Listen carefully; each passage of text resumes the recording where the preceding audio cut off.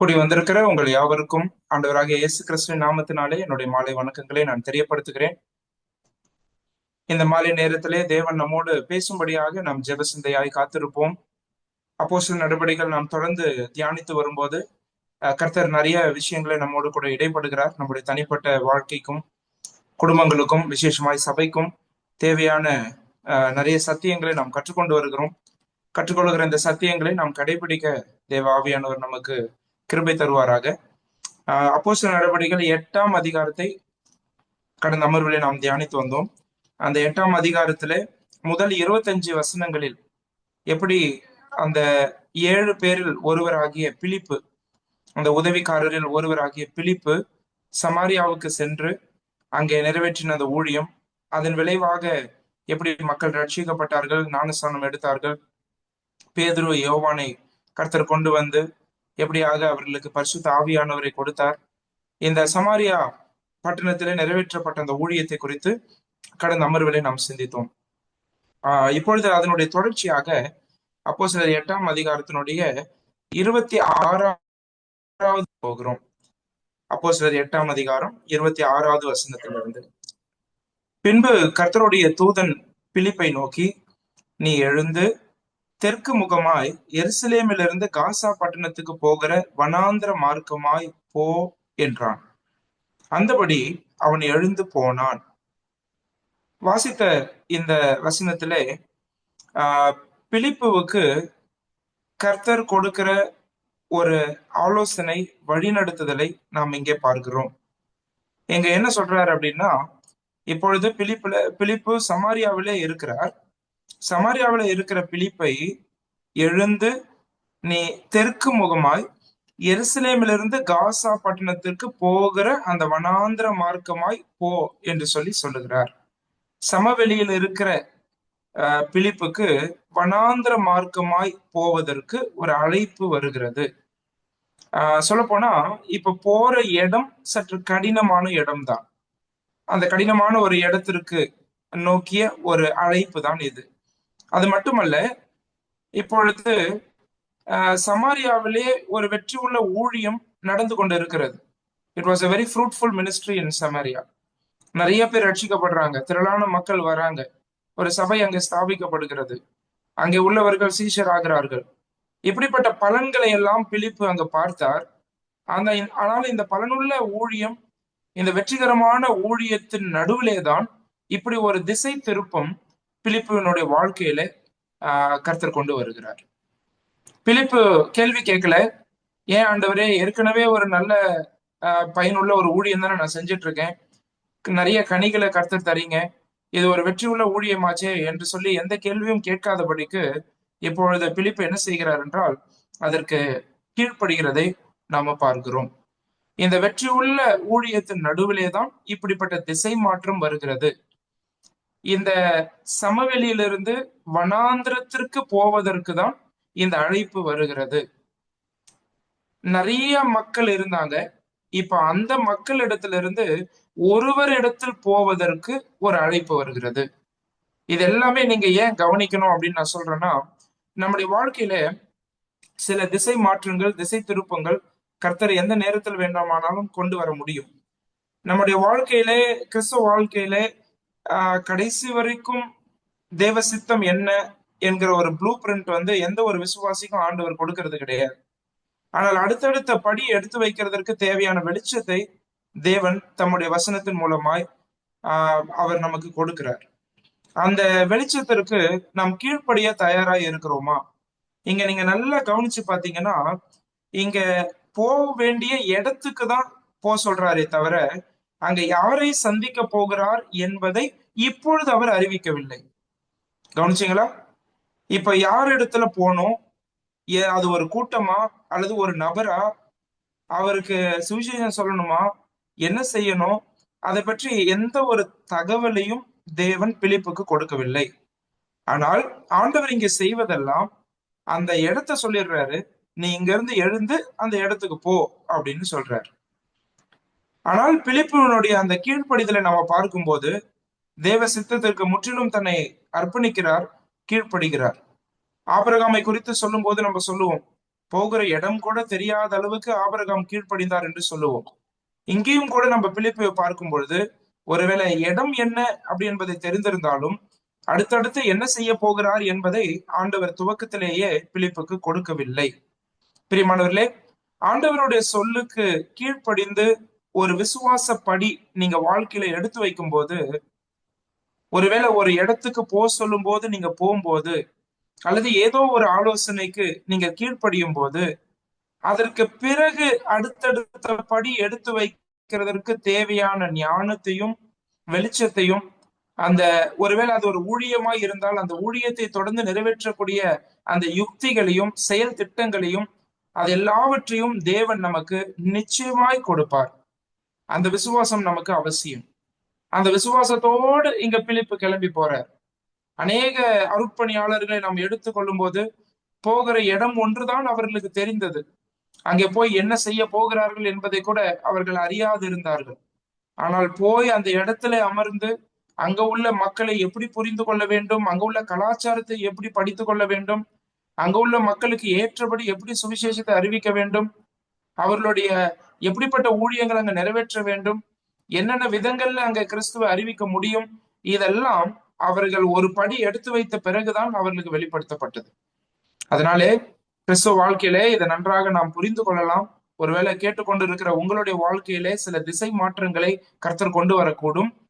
ஒருவேளை இதே மாதிரி நல்ல விதத்துல நீங்க கர்த்தருக்காக செயல்பட்டு கொண்டு இருக்கும் போதே உங்களுக்கு ஒரு திசை மாற்றம் உங்களுடைய வாழ்க்கையில வரலாம். ஆனால் அதற்கு கீழ்ப்படிய விசுவாச படி எடுத்து வைக்க நாம தயாரா இருக்கிறோமா என்பதை நாம் சிந்தித்து பார்க்க வேண்டும். சரியா?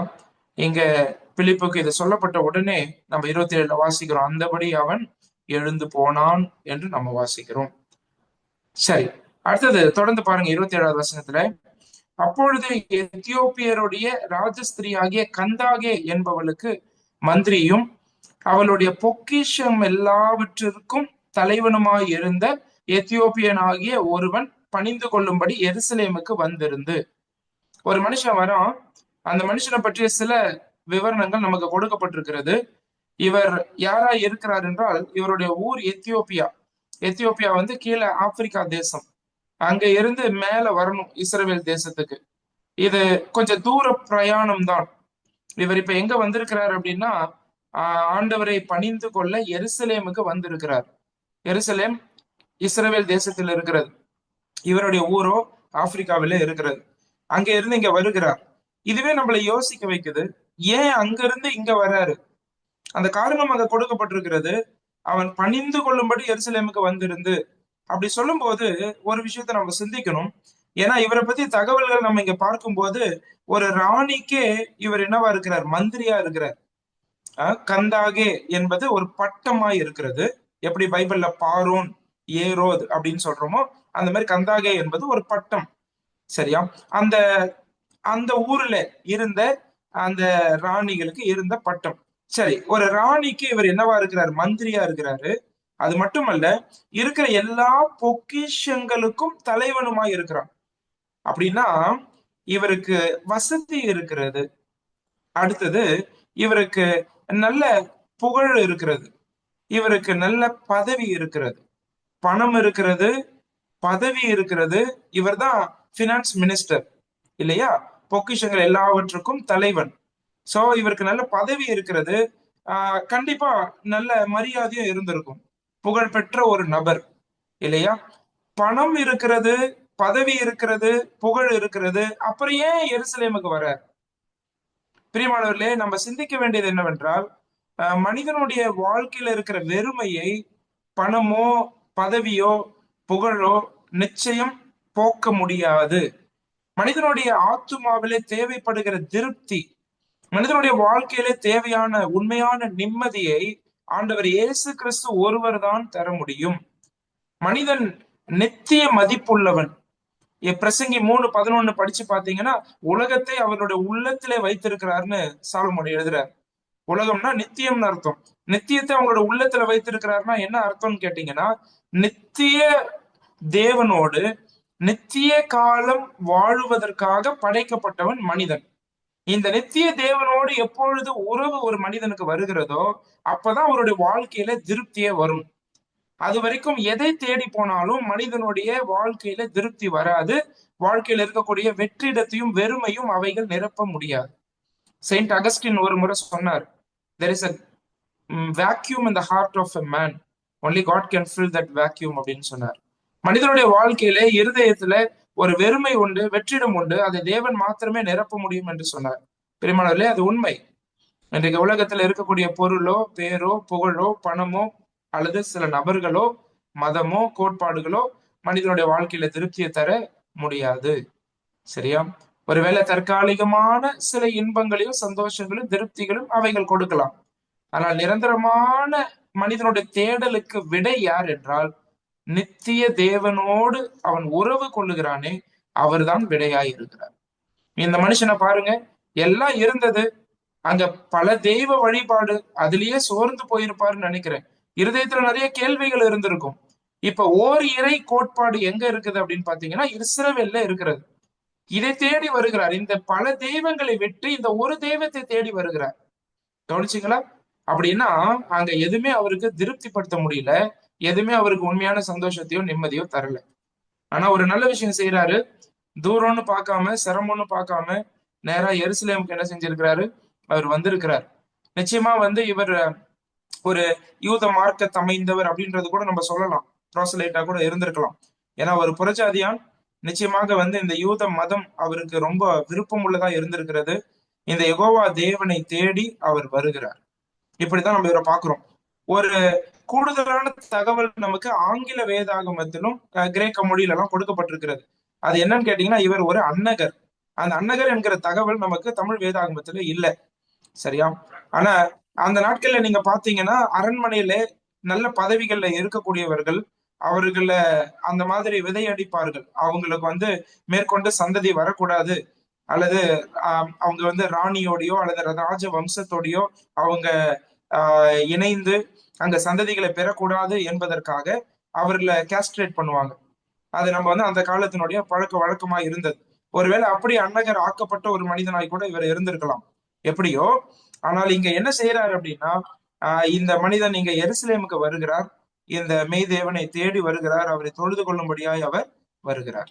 பிரியமானவர்களே, தம்மிடம் வருபவர்களை அவர் புறம்பே தள்ளாத தேவன். உண்மையாகவே மெய் தேவன் யார் என்கிற தேடல் உங்களுக்கு இருக்கிறதா?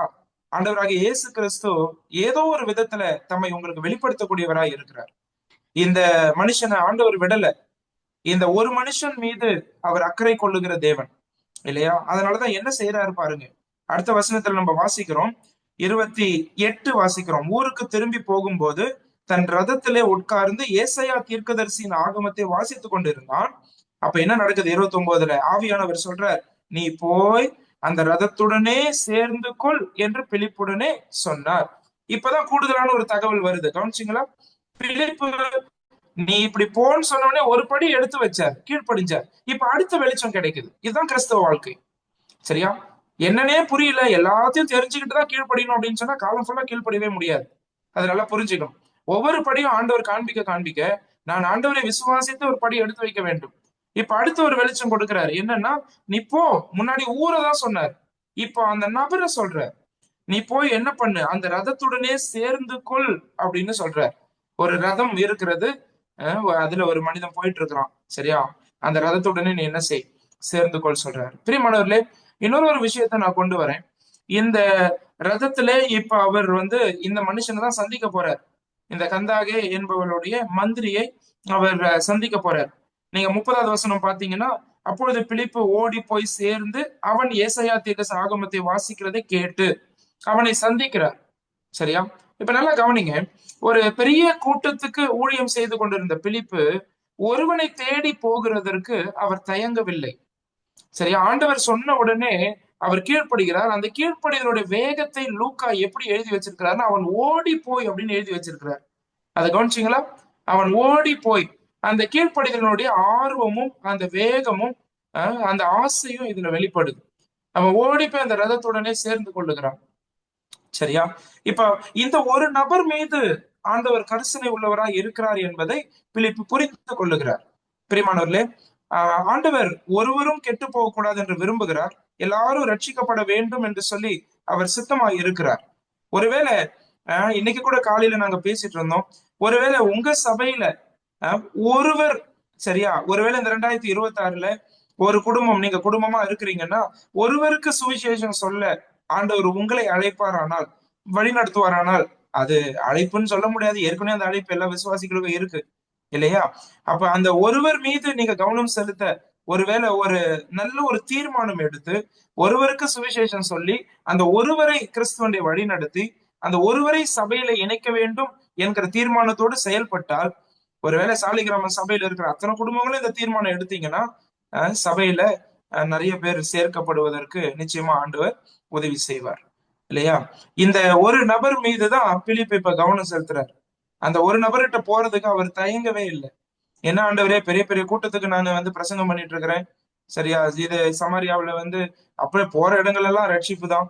இந்த பெரிய கூட்டத்தை விட்டுட்டு இந்த ஒருத்தவன்ட்ட போக சொல்றீங்களே, அப்படியெல்லாம் பிலிப்பு கேட்கவே இல்லை. ஏன்னா இந்த ஒருவரை கர்த்தர் நேசிக்கிறார், ஒருவரும் கெட்டு போகக்கூடாது என்பது அவருடைய சித்தம். இந்த ஒருவராலே, நீங்க நல்லா இதை பின்னாடி நம்ம படிச்சு பார்க்க போறோம், இந்த ஒருவராலே சுவிசேஷம் ஆப்பிரிக்காவுக்கு போக போகுது. அது எவ்வளவு பெரிய ஆசீர்வாதம் பாருங்க. ஒருவேளை நீங்க ஒரு நபருக்கு சொல்லலாம், அந்த ஒரு நபர் மூலமாய் ஒரு குடும்பம் ரட்சிக்கப்படலாம், அது மூலமாய் ஒரு ஊர்ல ஒரு எழுப்புதல் ஏற்படலாம் இல்லையா? இந்த சமாரியா ஸ்திரீ, அந்த ஒரு ஸ்திரீயை தான் தேடி ஆண்டவர் போறார். ஆனா அந்த ஒரு ஸ்திரீ நிமித்தம் அந்த ஊருக்கே ஆசீர்வாதம் வந்துச்சா இல்லையா? அந்த ஊர் முழுக்க நிறைய பேர் ரட்சிக்கப்படுறாங்க இல்லையா? நீ சொன்னதுனால இல்ல, அவர் உலக ரட்சகர் என்பதை நாங்களே அறிந்திருக்கிறோம்னு சொல்லி சொல்றாங்க.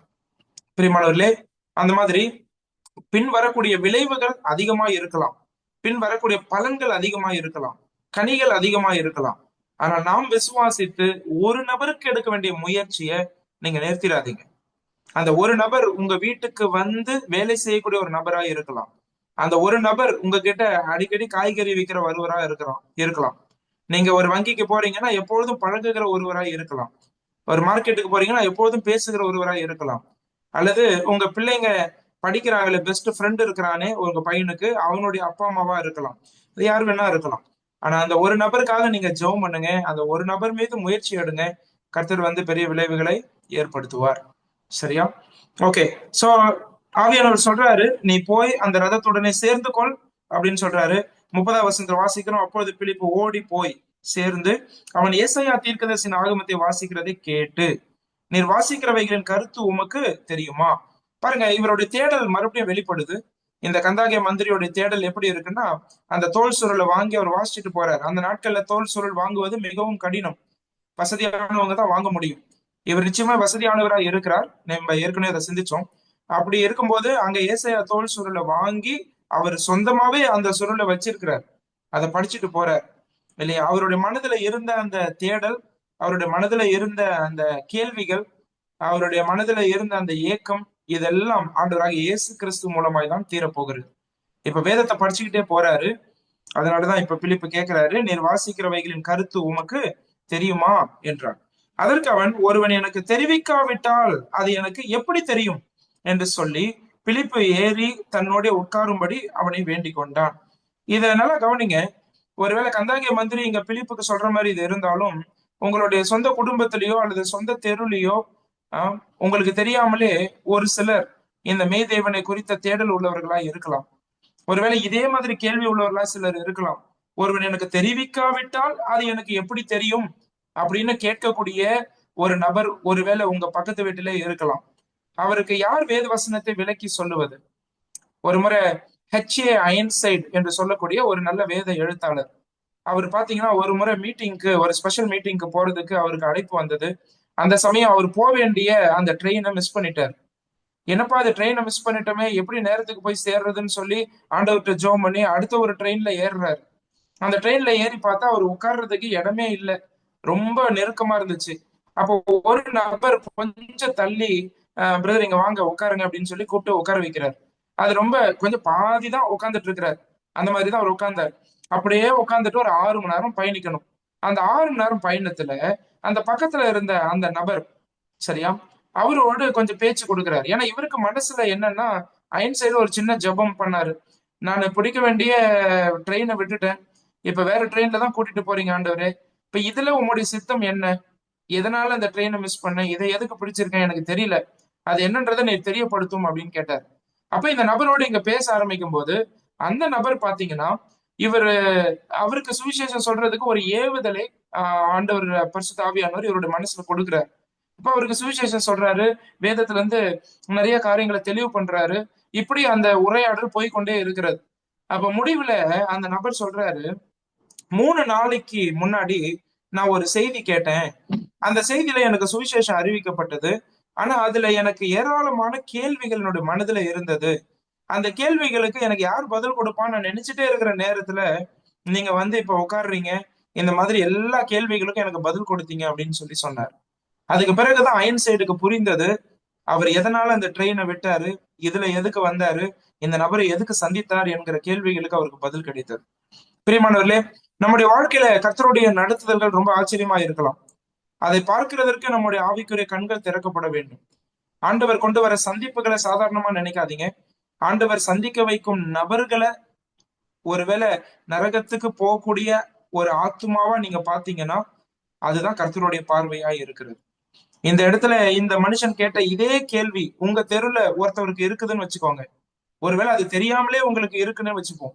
யார் அவருக்கு போய் விளக்கி சொல்லுவார்? இதே கேள்வியுடைய எத்தனையோ நபர்கள் இன்னைக்கு பூமியில இருக்கிறார்கள்.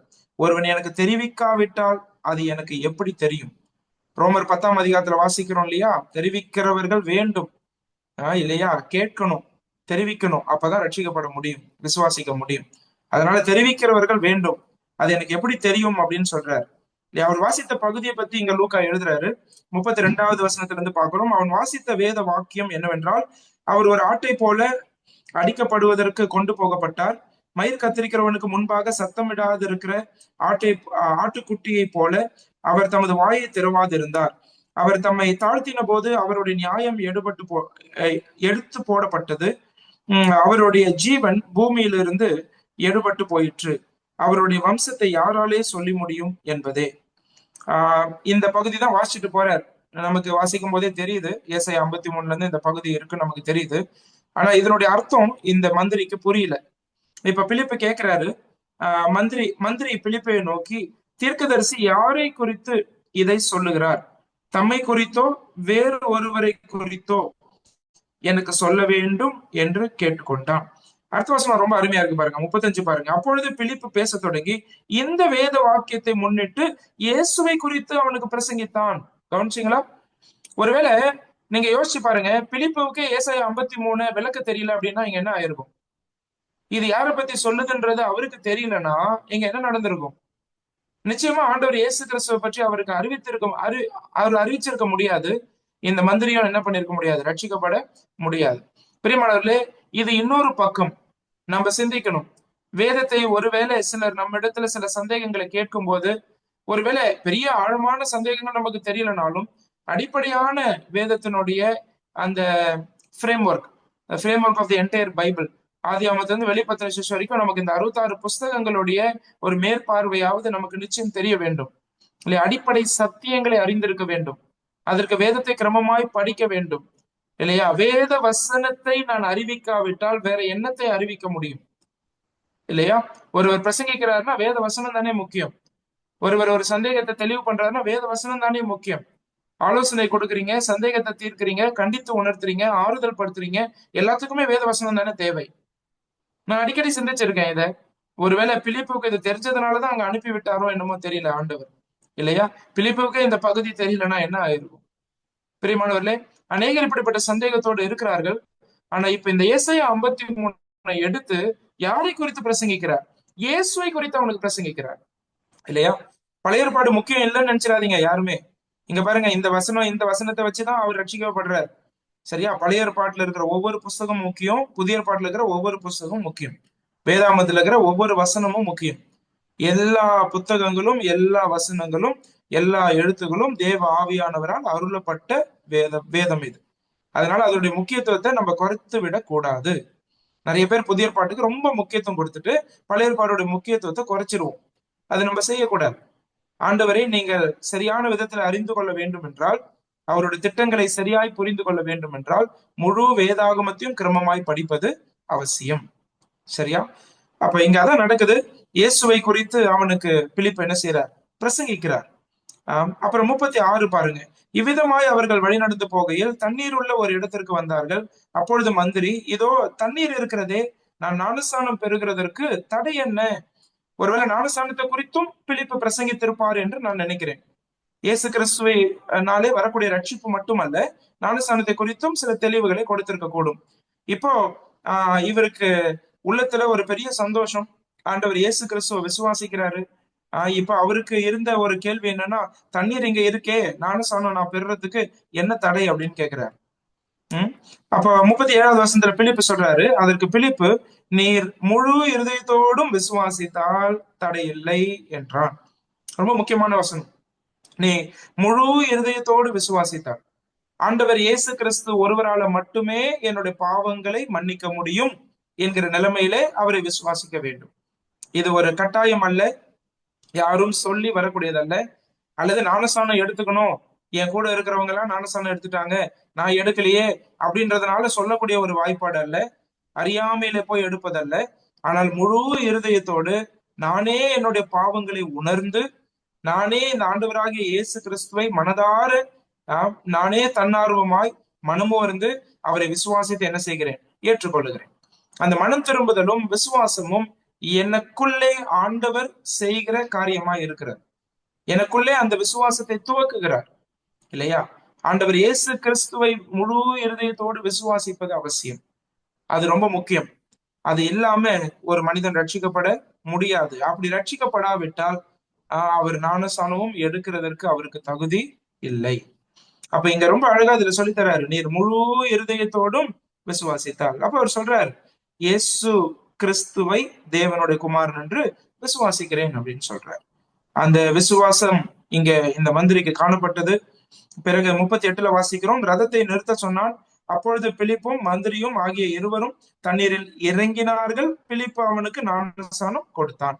இறங்கினார்கள் அப்படின்றத வச்சு நம்ம எல்லாருக்கும் தெரிஞ்ச விஷயம்தான். இது முழுக்க ஞானஸ்நானம் அப்படின்றது நமக்கு புரியுது, சரியா? வேற ஞானஸ்நானத்தை குறித்து வேதம் நம்ம விசுவாசிகளுக்கு இதை எடுக்கணும்னு சொல்லி வேற எந்த ஞானஸ்நானத்தை குறித்தும் நமக்கு பேசல. இப்ப தண்ணீர் முழுக்க ஞானஸ்நானம் தான் வேதத்துல குறிப்பிட்டிருக்கிற ஞானஸ்நானம். இங்க இறங்கினார்கள் அப்படின்னு சொல்லும் போது நிச்சயமா அங்கே முழுக்க ஞானஸ்நானம் எடுக்கிற அளவுக்கு அங்க என்ன இருந்திருக்க கூடும்? தண்ணி இருந்திருக்க கூடும். அங்கே அவர்கள் இறங்கினார்கள். பிலிப்பு அவனுக்கு என்ன செய்யறான்? ஞானஸ்நானம் கொடுத்தான். 39ல வாசிக்கிறோம், அவர்கள் தண்ணீரிலிருந்து கரையேறின பொழுது கர்த்தருடைய ஆவியானவர் பிலிப்பை கொண்டு போய்விட்டார். மந்திரி அப்புறம் அவனை காணாமல் சந்தோஷத்தோடைய தன் வழியே போனான். பிலிப்பு ஆண்டவர் கொண்டு போயிடுறார். பிலிப்போட வேலை இந்த நபருடைய வாழ்க்கையில முடிஞ்சிருச்சு. அடுத்த வசனம் படிச்சு பார்த்தா நமக்கு தெரியுது, ஆசோத் அப்படின்ற இடத்துக்கு பிலிப்பு ஆவியானவர் கொண்டு போயிட்டார். ஏன்னா அங்க இருக்கிற புறஜாதிகள் ரட்சிக்கப்படுவதற்கு அது ஏற்ற சமயமா இருந்தது. இப்ப பிலிப்பை எடுத்துட்டு போயிட்டார். ஆனாலும் நம்ம ஒண்ணு வாசிக்கிறோம் பாத்தீங்களா, மந்திரி அப்புறம் அவனை காணாமல் சந்தோஷத்தோட தன் வழியே போனான். கவனிச்சிங்களா? இதுல இன்னொரு பாடமும் நம்ம கத்துக்க வேண்டியது இருக்கு. ஒருவேளை ரட்சிப்புக்குள்ள நம்மள வழி நடத்தினவர்களையே காலம் ஃபுல்லா நம்ம சார்ந்து ஆண்டவரை விட அவர்களை உயர்த்தி விடக்கூடாது, சரியா? ஆண்டவர் இங்க பிலிப்பை எடுத்துட்டார். ஒருவேளை மந்திரி திகைத்து நிற்கலாம். என்ன திகைத்து நிற்கலாம் அப்படின்னா, எனக்கு வேதத்தை விலக்கி சொன்னதே அவர் தானே, ஆனா அவரை தூக்கிட்டாரே ஆண்டவர், இனி நான் என்ன பண்ணுவேன் அப்படின்னு. ஏன்னா இப்ப 2 விஷயம் இருக்குது. ஒண்ணு, ரட்சிக்கப்பட்ட இவருக்குள் பரிசுத்த ஆவியானவர் இருக்கிறார் இல்லையா? இவர் கிறிஸ்துவோடு இணைந்து விட்டார். இந்த தெய்வ உறவு இருக்கிறது. அது மட்டுமல்ல, கையில என்ன இருக்கு? கையில பைபிள் இருக்குது இல்லையா? ஏசாயா தீர்க்கதரிசன சுருள் வைத்திருக்கிறார். உள்ளுக்குள்ள ஆவியானவர் இருக்கிறாரு. கையில என்ன இருக்குங்க? பைபிள் இருக்கு. நான் இப்படி சொல்றேன், கையில எழுதப்பட்ட தேவனுடைய வார்த்தை இருக்கிறது, உள்ளுக்குள்ளே மாம்சமாய் வந்த தேவனுடைய வார்த்தையானவர் இருக்கிறார். அப்புறம் எப்படி சந்தோஷம் இல்லாம இருக்கும் வாழ்க்கையில? ஒருவேளை மனிதர்கள் இல்லை என்று சொன்னாலும், நாம் பின்பற்றுவதற்கு சில நல்ல ரோல் மாடல்ஸ் இல்லை அப்படின்னு சொன்னாலும், என்னை கர்த்தர் வழிநடத்த அவர் உண்மை உள்ளவராய் இருக்கிறார். இது 2 போதுமே. இப்ப இதை எடுத்துக்கிட்டுதான் அவர் என்ன பண்றாரு? ஆப்பிரிக்காவுக்கு போறார். பெரிய சந்தோஷம், அந்த ரட்சணியத்தின் சந்தோஷத்தை பாருங்க இல்லையா? ரட்சிக்கப்பட்ட அந்த சந்தோஷம் மிகப்பெரிய சந்தோஷம். கோடி ரூபாய் கொடுத்தாலும் அதற்கு ஈடு இணை கிடையாது. அப்படிப்பட்ட சந்தோஷம் இவருடைய உள்ளத்துல இருக்கிறது. இந்த பாடத்தையும் நம்ம கற்றுக்கொள்ளுகிறோம். ஆண்டவர் நமக்குள்ளே வாசம் செய்கிறார், நம்மோடு பேசுகிறார், நம்முடைய கருத்துல வேதாகமும் இருக்கிறது. நாம் எப்படிப்பட்ட முக்கியத்துவத்தை ஆண்டவர் அறிகிற அறிவுக்காக நம்ம கொடுக்கிறோம். ஒருவேளை நம்முடைய கேள்விகளுக்கு பதில் கொடுக்கணும், சந்தேகங்களுக்கு தெளிவு பெறணும் அப்படின்னு ஆண்டவரை சார்ந்துக்கிறதுக்கு பதிலா மனுஷர்லயே சார்ந்து இருக்கிறோமா, அதையும் நம்ம சிந்திக்கணும். மனுஷர் இடத்துல கேட்க கூடாதுன்றது கிடையாது. ஆனா அதற்கு முன்பதாக ஆண்டவர் பாதத்தில் அமர வேண்டும். விளக்குறைகள் படிக்க கூடாது என்பது கிடையாது. ஆனால் அதற்கு முன்பதாக ஆண்டவருடைய பாதத்தில் அமருங்கள். பரிசுத்த ஆவியானவர் உங்களை வழிநடத்த இடம் கொடுங்கள். ஆண்டவர் உங்களுக்கு வார்த்தையை கொடுக்கட்டும், ஆண்டவர் உங்களுக்கு தெளிவை கொடுக்கட்டும், ஆண்டவர் உங்களோட பேசட்டும். அந்த உறவு அப்பதான் பலப்படும். ஒருவேளை வேதத்தை நம்ம எல்லாம் சரியா புரிஞ்சுக்கிட்டும் அவருடைய உறவுல பலப்பட முடியாம இருக்கலாம். சரியா? ஆனா ஆண்டவர் நம்மோடு இடைப்படுவாரானால், நம்மை மறுரூபப்படுத்துவாரானால், உண்மையான மனம் திரும்புதல் நம்முடைய வாழ்க்கையில வருமானால், நிச்சயமாய் கிறிஸ்துவின் சாயல நம்ம என்ன செய்ய முடியும்? நம்ம வளர முடியும். சரியா? அதையும் நம்ம இந்த இடத்துல நம்ம புரிஞ்சுக்கிறோம். சந்தோஷத்தோடு இப்ப என்ன செய்யறான் இந்த மந்திரி? அவருடைய ஊருக்கு திரும்பி போகிறார். ஒருவேளை ஆப்பிரிக்காவுக்கு சுவிசேஷத்தை கொண்டு சென்று அங்கே அதுவும் இவர் ராணியோடைய அந்த ஒரு அமைச்சரா அவர் இருக்கிறார். அப்படி இருக்கும்போது அரண்மனைக்கும் சுவிசேஷம் போயிருக்கலாம், சராசரி மக்களுக்கும் சுவிசேஷம் போயிருக்கலாம். இந்த ஒரு நபர் மூலமாய் ஒருவேளை அங்க அநேகர் ஆண்டவரை அறிந்து கொண்டிருக்க கூடும். சரி, பிலிப்பு இந்த ஊழியத்தை முடிச்ச உடனே வேற நான் ஏற்கனவே சொன்னதை போல ஆசோத் அந்த இடத்துல இருக்கக்கூடிய பிற இனத்தாருக்கு சுவிசேஷம் அறிவிக்கப்பட வேண்டும் என்று சொல்லி கர்த்தர் அவரை பயன்படுத்துகிறார். பிலிப்பு ஆசோத்திலே காணப்பட்டு 40வது வசனத்துல வாசிக்கிறோம். அவ்விடத்துல இருந்து பிரயாணம் பண்ணி செசரியாவுக்கு வருகிற வரையில் சகல பட்டணங்களிலும் சுவிசேஷத்தை பிரசங்கித்துக் கொண்டு வந்தார்.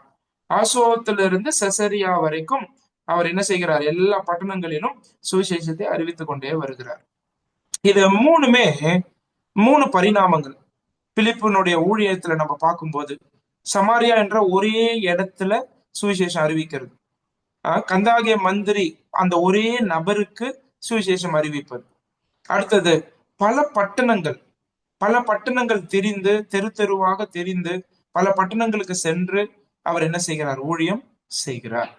சரியா? இவரை குறித்து அப்போஸ்தலர் 21 படிக்கும் போது சுவிசேஷகன் ஆகிய பிலிப்பு அப்படின்னு படிப்போம். அந்த சுவிசேஷகன் ஆகிய பிலிப்பு எல்லா விதமான கர்த்தருடைய சத்தத்திற்கும் அவர் கீழ்ப்படிந்தார். ஒரே விதத்துல ஊழியத்தை அவர் பார்க்கவில்லை, பல விதங்களில் பார்த்தார். ஆண்டவர் எப்படியெல்லாம் பயன்படுத்தினாரோ அதற்கெல்லாம் அவர் இணங்கி கொடுத்தார். பரிசுத்த ஆவியானவருடைய சத்தத்திற்கு அவர் கீழ்ப்படிந்தார். பிரியமானவர்களே, ஊழியத்தினுடைய மேன்மையே பரிசுத்த ஆவியானவருடைய வழிநடத்துதல் தான் இருக்கிறது. பரிசுத்த ஆவியானவருடைய வழிநடத்தலின்படி நம்முடைய ஊழியம் செல்லும் போது நிச்சயமாக தேவனுக்கு அது மகிமையாய் இருக்கும்.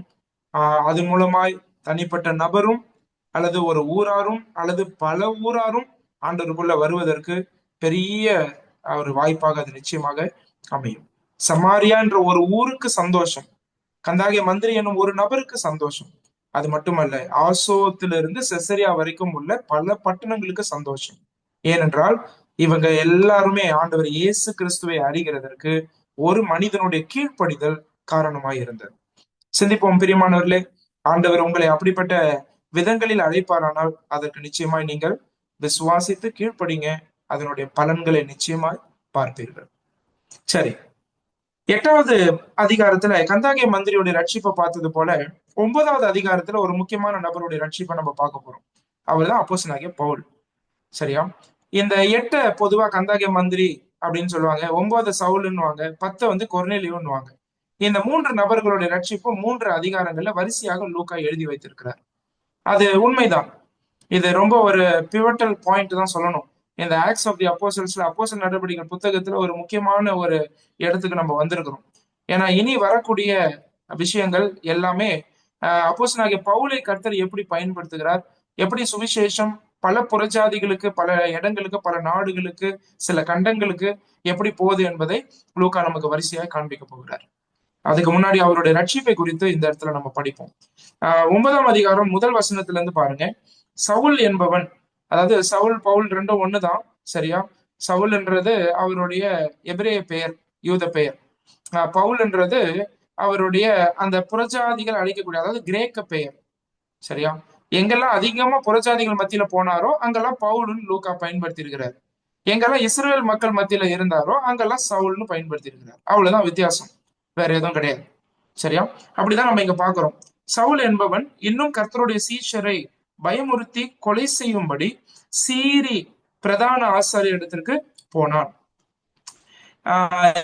இந்த மார்க்கத்தாராகிய புருஷரை ஆகிலும் ஸ்திரீகளை ஆகிலும் தான் கண்டுபிடித்தால் அவர்களை கட்டி எருசலேமுக்கு கொண்டு வரும்படி தமஸ்குவில் உள்ள ஜெப ஆலயங்களுக்கு நிருபங்களை கேட்டு வாங்கினான். ஆஹ் சவுல் ஒரு வைராக்கியமான யூதனாய் இருந்தான். 8வது அதிகாரத்தினுடைய ஆரம்பத்திலே நம்ம அதை படிச்சோம். ஸ்தேவானுடைய மரணத்திற்கு ஒரு காரணமா இருந்தார். அது மட்டுமல்ல, அநேகர் எருசலேம்ல இருந்து சிதறி வேற வேற ஊர்களுக்கு போவதற்கு பல உபத்திரவங்களை அங்க கொண்டு வந்தவர் இந்த சவுல் தான். இப்போ ஒரு நாடு விட்டு வேற ஒரு நாடுக்கு போற இஸ்ரேல் தேசத்துல கிறிஸ்தவர்களை துன்பப்படுத்தின இந்த சவுல் இப்பொழுது சீரிய நாட்டினுடைய தலைநகரமாகிய தமஸ்குவுக்கு பிரயாணம் பண்ணி போகிறார். இந்த எருசலேம்ல இருந்து தமஸ்கு பாத்தீங்கன்னா ஏறத்தாழ 175 மைல்கள் நார்த் ஈஸ்ட் வடகிழக்கில் அமைந்துள்ள ஒரு பட்டணம் தான் அது. எருசலேம்ல இருந்து தமஸ்கு. எருசலேம் கீழே இருக்கு, சீரிய நாடு மேல இருக்கு. நமக்கு தெரியும் இஸ்ரேலுக்கு மேலதான் சீரிய நாடு. அப்ப இவர் மேல போகணும், சரியா? அப்படி இவர் என்ன செய்யறாருன்னா, இங்க இருந்து லெட்டர்ஸ் எல்லாம் வாங்கிட்டு, நிருபங்களை வாங்கிட்டு அங்க இருக்கிற கிறிஸ்தவர்களை துன்பப்படுத்தும்படி போறார். அவங்கள கொண்டு வந்து சிறையில அடைக்கணும்னு போறார். அங்க இருக்கிற புருஷரா இருக்கட்டும், ஸ்திரீகளா இருக்கட்டும், யாரெல்லாம் ஆண்டவர் இயேசு கிறிஸ்துவை ஏற்றுக்கொண்டாங்களோ அவங்கள துன்புறுத்தும்படி போறார். ஒரு அருமையான விஷயத்த கவனிச்சீங்களா?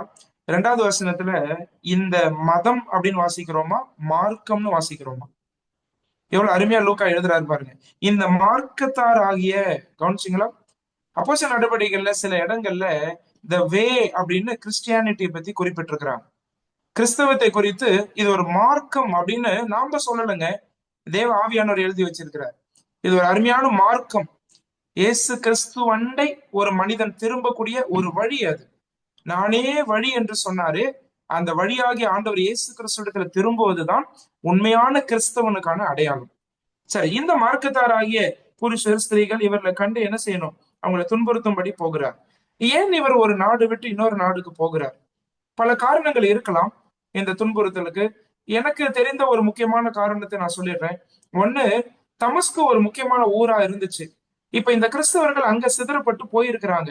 இப்ப அங்க போன விசுவாசிகள் அங்க இயேசு கிறிஸ்துவை குறித்து அறிவித்தால் அங்க இருந்து அந்த முக்கியமான இடத்திலே அநேகர் கிறிஸ்துவை அறிந்து கொள்வார்கள். அது மட்டுமல்ல, இந்த கிறிஸ்தவம் பல இடங்களுக்கு அங்கிருந்து பரம்பி செல்வதற்கு அது வாய்ப்பு உண்டாகும். அப்போ இங்க சவுல் எங்க குறி வைக்கிறார் அப்படின்னு கேட்டா, he does not want Christianity to spread to different important places. சில முக்கியமான இடங்களுக்கு கிறிஸ்தவம் அங்க பரம்பி செல்வது சவுலுக்கு விருப்பம் இல்லை, சரியா? இன்னைக்கும் சாத்தானுடைய குறிக்கோள் இதுதான். அநேக ரட்சிக்கப்படக்கூடாது என்பதற்கு தான் இப்படிப்பட்ட தடைகளையும் உபத்திரவங்களையும் நம்முடைய சொந்த நாட்டிலே அவன் கொண்டு வந்து கொண்டு இருக்கிறான். ஆனாலும் முள்ளில் உதைக்கிறது சவுலுக்கு கடினம்தான், இல்லையா? ஆண்டவர் அவனை சந்திக்க போறார். அதான் நம்ம இங்க பாக்குறோம். இதை செஞ்சுட்டு இருக்கிறார் சவுல் இப்போ. அப்ப நம்ம வாசிக்கிறோம் இங்க 3வது வசனம் பாருங்க. அவன் பிரயாணமாய் போய் தமஸ்குவுக்கு சமீபித்த போது சடிதியிலே வானத்திலிருந்து ஒரு ஒளி அவனை சுற்றி பிரகாசித்து அவன் தரையிலே விழுந்தான். அப்பொழுது சவுலே சவுலே, நீ என்னை ஏன் துன்பப்படுத்துகிறாய் என்று தன்னுடனே சொல்லுகிற ஒரு சத்தத்தை கேட்டான். அதற்கு அவன், ஆண்டவரே நீர் யார் என்றான். அதற்கு கர்த்தர், நீ துன்பப்படுத்துகிற இயேசு நானே, முள்ளில் உதைக்கிறது உனக்கு கடினமாம் என்றார். ஒரு அருமையான அனுபவத்தை பார்க்கிறோம். சவுலுடைய மனமாற்றத்தை 3 இடங்கள்ல அப்போஸ்தலர் நடவடிக்கைகளை நம்ம படிப்போம். ஒண்ணு 9ஆம் அதிகாரம், அடுத்தது 22ஆம் அதிகாரம், அடுத்தது 26ஆம் அதிகாரம். இந்த இந்த இடத்துல லூக்கா அவருடைய கன்வர்ஷனை பத்தி எழுதியிருக்கிறார். லூக்கா பவுலுடைய அந்த மனமாற்றம், பவுல் ரட்சிக்கப்பட்ட விதம், கர்த்தர் எப்படி அவரை சந்திச்சாரு, அதை இங்க எழுதி வச்சிருக்கிறார். 22ஆம் அதிகாரத்துல இஸ்ரவேல் மக்களுக்கு பவுலே தன்னுடைய வாயினால் சொல்லுவார். 26ஆம் அதிகாரத்திலும் அந்த ஏரோது அகிரிப்பா ராஜாவுக்கு அவரே தன்னுடைய வாயினாலே தன்னுடைய சாட்சியை சொல்லுவார். இப்ப இந்த இடத்துல நம்ம பார்க்கும்போது ஒரு பிரம்மாண்டமான ஒரு நிகழ்வு நடக்கிறது இல்லையா? பவுல் இப்படிப்பட்ட ஒரு ஒளியை தன்னுடைய வாழ்க்கையில சந்திக்கவில்லை, இப்படி ஒரு நபரையும் அவருடைய வாழ்க்கையில சந்தித்ததில்லை, இல்லையா? இப்ப சீறி பாய்ந்து ஓடிக்கொண்டு இருந்தார். இப்ப கர்த்தர் என்ன செய்யறாருன்னா அவரை சந்திக்கிறார், இல்லையா? இது ஆண்டவருடைய பெரிய கிருபை தான் நம்ம சொல்லணும், இல்லையா? ஒருவேளை கிறிஸ்தவர்களை துன்பப்படுத்திட்டு இருந்தவன ஆண்டவர் அடிச்சு போடாம தம்மை அவருக்கு வெளிப்படுத்தினது ஆண்டவருடைய பெரிதான கிருபை. அதுவும் ஆண்டவர் இவரை பிடிக்க வேண்டிய விதத்துல பிடிச்சார். பிரியமானவர்களே, நம்ம இப்படி நினைச்சுக்க கூடாது. என்னன்னா, பிரம்மாண்டமான விதத்துல ஒருத்தர் ரட்சிக்கப்பட்டாருன்னா அதுதான் சிறந்த சாட்சி அப்படின்னும் நம்ம நினைக்க கூடாது. ஆண்டவர் சிலரை பிரம்மாண்டமான விதங்களில் தொடுவார், சிலரை ரொம்ப சாதாரணமாக அமைதியான சூழ்நிலையிலும் ரட்சிப்புக்குள் நடத்துவார். ஆண்டவர் பல விதங்களில் செயல்படுகிறவர். சரியா? அப்ப என்னுடைய வாழ்க்கையில எது சிறந்த வழி அப்படின்னு ஒரு நபர் கேட்டா, ஆண்டவர் எப்படி உங்களை வழி நடத்தணும்னு விரும்புறாரோ அதுதான் சிறந்த வழி. அவ்வளவுதான். எப்படி உங்களை ரட்சிப்புக்குள்ள கொண்டு வரணும்னு நினைக்கிறாரோ அதுதான் சிறந்த வழி. ஒரு கைப்பிரதி படிச்சு ஒருத்தர் ரட்சிக்கப்படலாம் இல்லையா? ஒரு சுவிசேஷ கூட்டத்துல சுவிசேஷம் கேட்டு ஒருத்தர் ரட்சிக்கப்படலாம். ஆண்டவரை தரிசித்து இது போல இல்லையா? சாது சுந்தர் சிங்லாம் நமக்கு ஞாபகம் வராரு இல்லையா? இதே போல ஒரு ஒளி அவருடைய அறையில இருந்தது. ஆண்டவர் அவரை அப்படி சந்தித்தார். அது போல பிரம்மாண்டமான விதங்களிலும் அநேகரை கர்த்தர் தொடுகிறார். அப்ப இங்கே பவுலுடைய வாழ்க்கையில பார்க்கும்போது இந்த பிரம்மாண்டமான விதத்திலே கர்த்தர் தம்மை அவருக்கு என்ன செய்கிறார்? வெளிப்படுத்துகிறார். Was a very tough person இல்லையா? ஆண்டவர் ஆனா இப்படி தொடுறாரு. இப்படி தொட்டு ஆண்டவர் சில விஷயங்களை அவருக்கு கற்றுக் கொடுக்கிறார். ரொம்ப அருமையா அதுல சொல்றாரு பாருங்க. நீ ஏன் நீ என்னை ஏன் துன்பப்படுத்துகிறாய் அப்படின்னு சொல்றாரு பாருங்க. அடுத்த வசனத்துல சொல்றாரு, நீ துன்பப்படுத்துகிற இயேசு நானே அப்படின்னு சொல்றாரு. கவனிச்சீங்களா? சவுல் யாரை துன்பப்படுத்தி கொண்டிருந்தார்? சபையை துன்பப்படுத்தி கொண்டிருந்தார், விசுவாசிகளை துன்பப்படுத்தி கொண்டிருந்தார். ஆனால் ஆண்டவர் இங்க என்ன சொல்றாரு? நீ என்னை ஏன் துன்பப்படுத்தினாய் அப்படின்னு சொல்றார். பிரியமானவர்களே, இது எவ்வளவு ஆறுதலா இருக்கிறது இல்லையா? தேவ பிள்ளைகளுக்கு வரக்கூடிய துன்பங்களை அவருக்கே வருவதாக ஆண்டவர் பார்க்கிறார், கருதுகிறார். சரியா? நம்முடைய துன்பங்கள் கஷ்டங்கள்ல நம்ம சோர்ந்து போக வேண்டிய அவசியம் இல்லை. ஏனென்றால் நம்முடைய அடையாளம் கிறிஸ்துவுக்குள் இருக்கிறது. நாம துன்பப்படும் போது ஆண்டவரும் நம்மோடு சேர்ந்து துன்பப்படுவதாக தான் அவர் பார்க்கிறார் இல்லையா? அதனாலதான் சொல்றாரு, நீ ஏன் என்ன துன்பப்படுத்துற? நீ துன்பப்படுத்துற இயேசு நானே அப்படின்னு சொல்றாரு இல்லையா? கர்த்தராகிய இயேசு கிறிஸ்துவே சபை ஆகிய சரீரத்திற்கு அவர் தலையா இருக்கிறார். சபையில இருக்கக்கூடிய விசுவாசிகள் அவருடைய சரீரத்தின் அவயவங்களா இருக்கிறார்கள். இயேசு கிறிஸ்துவையும் சபையும் நாம் ஒரு காலம் பிரிக்க முடியாது. அது நித்திய உறவாய் இருக்கிறது. நித்தியமாய் தம்மோடு கூட ஆண்டவர் வைத்துக் கொள்ளக்கூடிய ஒரே ஸ்தாபனம் என்னன்னு பாத்தீங்கன்னா சபைதான் இல்லையா? நான் நினைப்பேன் இப்படி என்னன்னா, குடும்பத்துல நம்ம இன்னைக்கு இருக்கிறோம். ஆனா இந்த குடும்ப உறவுகள் கூட பின்னாடி பாத்தீங்கன்னா நம்முடைய மகிமைப்படுத்தப்படுதலுக்கு பிறகு தொடர போவது கிடையாது. நம்ம இப்ப எப்படி குடும்பம் நடத்துறோமோ அந்த மாதிரி நடத்த முடியாது. ஆனா சபைக்கு கிடைச்ச பாக்கியத்தை பாருங்க.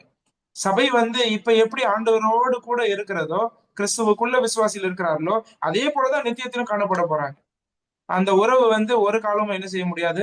பிரிக்க முடியாது. இப்ப ஆண்டவர் தம்மோடு கூட விசுவாசிகளை வைத்துக் கொள்ள அவர் விரும்புகிறார். சரியா? இதான் பவுலுடைய வாழ்க்கையில் இப்ப நடக்குது. அவர் கேட்ட அந்த முதல் கேள்வி நீங்க கவனிச்சீங்களா?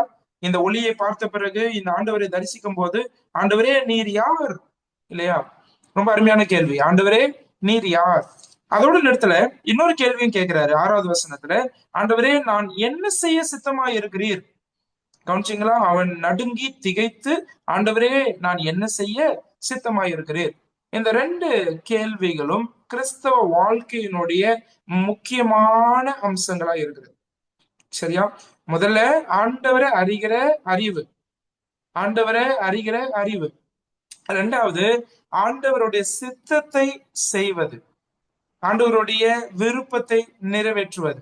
நான் இப்படி சொல்றேன், இது ரெண்டும் ஒன்றோடு ஒன்று தொடர்புடையது. ரெண்டும் பிரிக்கவே முடியாது. ஒரு விசுவாசி ஆண்டவரோடு உள்ள உறவில பலப்படும் போதுதான் ஆண்டவருடைய சித்தத்தை அறிந்து கொள்ள முடியும். ஒரு விசுவாசி கர்த்தரை நேசிக்க நேசிக்கதான் ஆண்டவருடைய திட்டங்களை புரிந்து கொள்ள முடியும்.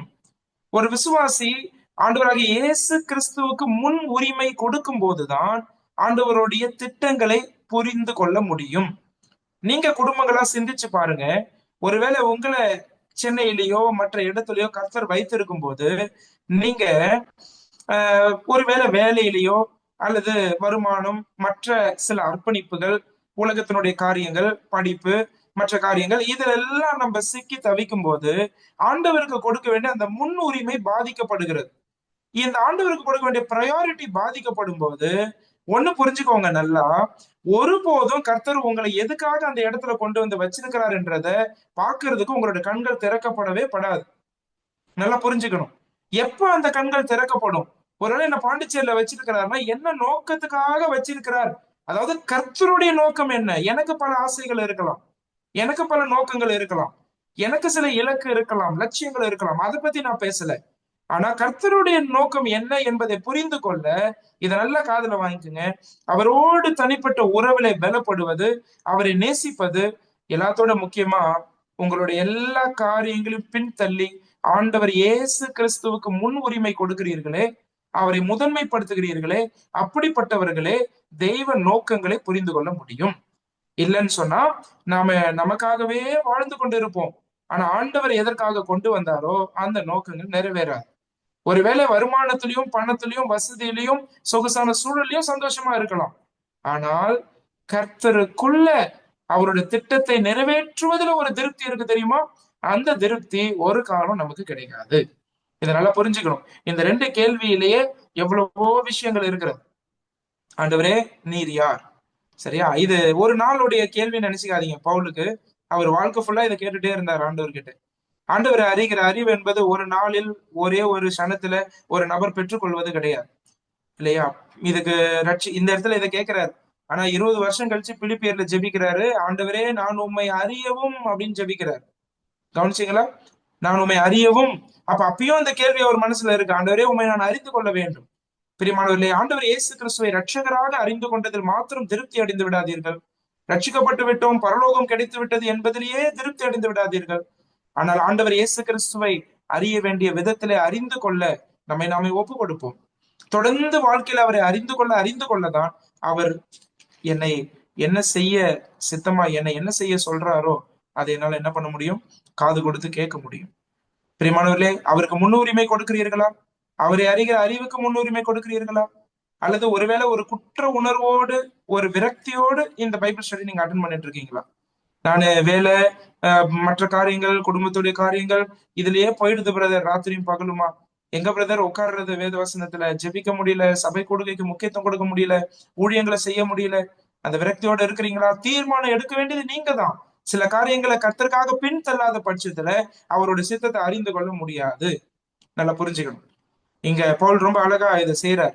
இந்த ஒரு நபரை இன்னைக்கு சந்திக்கிறாருங்க, இப்ப போற வழியில சந்திக்கிறார். ஆனா இந்த ஒரு நபருக்காக இனி வாழ்க்கையில எல்லாவற்றையும் குப்பையுமாக, நஷ்டமாக என்றதுக்கு அவர் தயாராயிட போறார். அதுதான் அவருடைய வாழ்க்கை. இதுக்கப்புறம் எல்லாத்தையும் தூக்கி எறிஞ்சிட்டார். What all he counted as gain, he is going to throw it away as dung and loss. அது எல்லாமே குப்பை, அது எல்லாமே நஷ்டம்னு சொல்லி தூக்கி எறிய போறார். அப்படிப்பட்ட ஒரு என்கவுண்டர் உங்களுடைய வாழ்க்கையில நடந்திருக்கா? ஒருவர் உண்மையாகவே ரட்சிக்கப்படுறதுக்கு இப்படிப்பட்ட ஒரு என்கவுண்டர் நடக்கணும், இல்லையா? அவருடைய வாழ்க்கையில அது நடக்கணும். நீங்க சமாரியா ஸ்திரீ கிட்ட ஆண்டவர் இயேசு கிறிஸ்து பேசும்போது நீங்க நல்லா கவனிச்சீங்கன்னா அவர் சொல்றாரு, என்ன சொல்றாருன்னா, நான் கொடுக்கிற தண்ணீரை நீ குடிச்சீன்னா உனக்கு ஒரு காலம் தாகம் வராதுன்னு சொல்றாரு, இல்லையா? இப்போ அந்த அம்மா கேக்குறாங்க, அது என்ன தண்ணீர், அதை எனக்கு தாங்க அப்படின்னு கேக்குறாங்க. உடனே தந்திருக்கலாம்ல, உடனே தரலையே. என்ன கேக்குறாரு ஆண்டவர்? என்ன சொல்றாரு? நீ போய் உன் புருஷனை கூட்டிட்டு வான்ற. கவனிச்சீங்களா? என்னங்க சம்பந்தமே இல்லாத ஒரு கேள்வி கேட்கிற மாதிரி இருக்கா? என்ன புரிஞ்சுக்கிறோம் நம்ம அதுல? இந்த அம்மாவுக்கு இவர் தன்னை ஜீவனுள்ள தண்ணீர் என்பதை வெளிப்படுத்தினாலும் அவங்களுக்கு அந்த தாகம் எடுக்காத வரைக்கும், அவங்க தன்னோட வாழ்க்கையில பாவி என்பதை உணராத வரைக்கும், அவங்களுக்கு இந்த ப்ராப்பர் என்கவுண்டர் நடக்காத வரைக்கும் அவங்களால ரட்சிக்கப்பட முடியாது. அந்த பாவத்தை உணர்த்துறதுக்கு தான் நீ போய் உன் புருஷனை கூட்டிட்டு வான்னு சொல்ற. ரொம்ப அழகா சொல்றாங்க, உண்மையை ஒத்துக்கிறாங்க. நான் இதுக்கு முன்னாடி 5 புருஷனோட இருந்தேன், இப்ப இருக்கிறவனும் எனக்கு புருஷன் இல்லை அப்படின்னு சொல்றாங்க. அதுக்கு பிறகுதான் கொஞ்சம் கொஞ்சமா ஆண்டவர் என்ன செய்யறாருன்னா தம்மை அவளுக்கு வெளிப்படுத்துகிறார். பெரியமானவர்களே, உண்மையான ரட்சிப்பின் அனுபவம் நீங்க யார் என்பதை உணர்ந்து புரிந்து கொண்டு நான் ஒரு பாவி என்பதை அறிக்கை செய்யாமல் அந்த ரட்சிப்பு நம்முடைய வாழ்க்கையில வராது, இல்லையா? அது ரொம்ப லேசா வந்துருச்சு அப்படின்னு சொன்னா உங்களுடைய கிறிஸ்தவ வாழ்க்கையும் ரொம்ப லேசா தான் இருக்கும். அதனால நம்முடைய வாழ்க்கையில அதை சிந்தித்து பார்க்க வேண்டும். இந்த அருமையான ஒரு என்கவுண்டர் பவுலுக்கு நடக்குது. மறக்க முடியாத இந்த அனுபவம் தன்னுடைய வாழ்க்கையில கடைசி வரைக்கும் மறக்கல. 2 கொரிந்தியர்ல எழுதும் போது இதை பத்தி ஞாபகம் வச்சு எழுதுறாரு, இல்லையா? அதுல சொல்றாரு என்னன்னா, இருளிலிருந்து வெளிச்சத்தை பிரகாசிக்க சொன்ன தேவன் எங்களுடைய இருதயத்துல அந்த ஒளி பிரகாசித்தது அப்படின்னு எழுதுறாரு. இயேசு கிறிஸ்துவின் முகத்தில் உள்ள அந்த ஒளி பிரகாசித்ததுன்னு எழுதுறாரு. இந்த மாதிரி அநேக இடங்கள்ல he uses different expressions to explain this encounter. இந்த ஒரு சம்பவத்தை வாழ்க்கையில மறக்கவே முடியல, இல்லையா? பிரியமானவர்களே, நீங்க சிந்திச்சு பாக்குறீங்க இல்லையா? உங்களுடைய அந்த ரட்சிப்பின் அனுபவம் எவ்வளவு அருமையா இருந்துச்சு, அது எவ்வளவு பெரிய சந்தோஷத்தை கொடுத்துச்சு. அதை மற்றவர்களுக்கு அறிவிக்காம நம்மளால இருக்கவே முடியாது. இப்ப நான் என்ன செய்ய சித்தமா இருக்கிறீர்னு இவர் கேட்கிறாரு. ஆண்டவர் அவரை வழிநடத்த போறாரு. 6வது வசனத்துல சொல்றாரு, அதற்கு கர்த்தர், நீ எழுந்து பட்டணத்துக்குள்ளே போ, நீ செய்ய வேண்டியது அங்கே உனக்கு சொல்லப்படும் என்றார். அவருடனே கூட பிரயாணம் பண்ணின மனுஷர்கள் சத்தத்தை கேட்டும் ஒருவரையும் காணாமல் பிரமித்து நின்றார்கள். சவுல் தரையிலிருந்து எழுந்து தன் கண்களை திறந்தபோது ஒருவரையும் காணவில்லை. அப்பொழுது கைலாகு கொடுத்து அவனை தமஸ்குவுக்கு கூட்டிக் கொண்டு போனார்கள். அவன் 3 நாள் பார்வை இல்லாதவனாய் புசியாமலும் குடியாமலும் இருந்தான். சரி, இதுதான் பவுலுடைய அனுபவம். இந்த இடத்துல அவருக்கு நடந்த விஷயத்தை நம்ம படிக்கிறோம். இப்ப அவருக்கு கைலாகு கொடுத்து கூட்டிட்டு போறாங்க. சேரி பாய்ந்து கிறிஸ்துவை துன்பப்படுத்த வந்தார். ஆனால் கர்த்தர் அவரை என்ன செய்தார்? ரட்சித்து இப்பொழுது ஆண்டவர் இயேசு கிறிஸ்துவை தரிசிக்க ஆண்டவர் அவருக்கு கிருபை பாராட்டினார். இவர் எழுந்து இப்ப தமஸ்குவுக்கு போறாரு. அங்கே போய் எப்படி ஆண்டவர் அனனியாவை அனுப்புறாரு, எப்படி தேவ சித்தத்தை வெளிப்படுத்துறாரு, அங்க எப்படி அந்த சபையோடு சேர்ந்து அவர் ஊழியங்கள்ல ஈடுபடுறாரு. அதுக்கு பிறகு படிப்படியா அவருடைய வாழ்க்கையில என்ன நடக்குது என்பதை நெக்ஸ்ட் வீக் நம்ம வரும்போது நம்ம சிந்திக்கலாம். அடுத்த அமர்வுல இருந்து இதை நம்ம தொடர்ந்து படிக்கலாம். இன்னைக்கு படித்த காரியங்களை எங்க மனசுல வைங்க. கந்தாகிய மந்திரி கிட்ட பிலிப்பினுடைய ஊழியத்தை நம்ம பார்த்தோம். அதுலயும் அந்த கீழ்ப்படிதலை பார்த்தோம் இல்லையா? பிலிப்பினுடைய கீழ்ப்படிதலை பார்த்தோம். இங்க பவுல் கிட்டயும் சொல்றாரு, நீ எழுந்து போ அப்படின்னு சொல்றாரு. இங்கேயும் பவுலுடைய கீழ்ப்படிதலை பார்க்கிறோம் இல்லையா? பிரியமானவர்களே, ஆண்டவர் நம்ம இடத்துல எதிர்பார்க்கிற விஷயத்தை தான் வெளிப்படுத்துறாரு. இந்த பூமியில நம்மளை படைத்து வைத்தது ஏதோ நம்ம வாழ்ந்தோம் வந்தோம் போனோம் அப்படின்னு கிடையாதுங்க. ஆண்டவர் உங்களை வச்சிருக்கிறாருன்னு ஒரு பெரிய நோக்கம் உண்டு. அந்த நோக்கம் நிறைவேறட்டும். அவர் யார் என்பதை நீங்கள் அறிந்து கொள்ள உங்களுடைய நேரத்தையும் உங்களுடைய உடைமைகளையும் உங்களுடைய பணத்தையும் உங்களுடைய எல்லா விதமான பலனையும் அதற்காக முதலீடு செய்யுங்க. It is a worthy investment. ஆண்டவரை அறிகிற அறிவுக்காக எல்லாவற்றையும் நீங்க முதலீடு செய்யுங்க. அப்படி ஆண்டவரோடு உள்ள அறிவுல அவரோடு உள்ள உறவுல நீங்க வளர்ந்துட்டே போகும்போது, அவருக்கு முன்னுரிமை கொடுக்கும் போது நிச்சயமாய் தேவனுடைய சித்தத்தையும் உங்களுடைய வாழ்க்கையில அறிந்து கொள்வீர்கள். அதையும் ஆண்டவர் படிப்படியாக உங்களுடைய வாழ்க்கையில காண்பிக்கக்கூடியவராக இருக்கிறார். ஒரு வெளிச்சம் காமிக்கிறாரா, அதுக்கு கீழ்ப்படிஞ்சு பாருங்க. ஒருவேளை there will be lot of uncertainties, நிறைய நிச்சயமற்ற விஷயங்கள் இருக்கும், கண்டிப்பா இருக்கும். ஆனாலும் அந்த ஒரு விஷயத்தை கீழ்ப்படிஞ்சு பாருங்க. அடுத்தடுத்த படிகளுக்கு ஆண்டவர் உங்களுக்கு வெளிச்சத்தை நிச்சயம் தருவார். ஆண்டவர் தாமே இந்த வசனங்களை ஆசீர்வாத தருவாராக. அவருடைய நாம மகிமைப்படுவதாக. ஆமென்.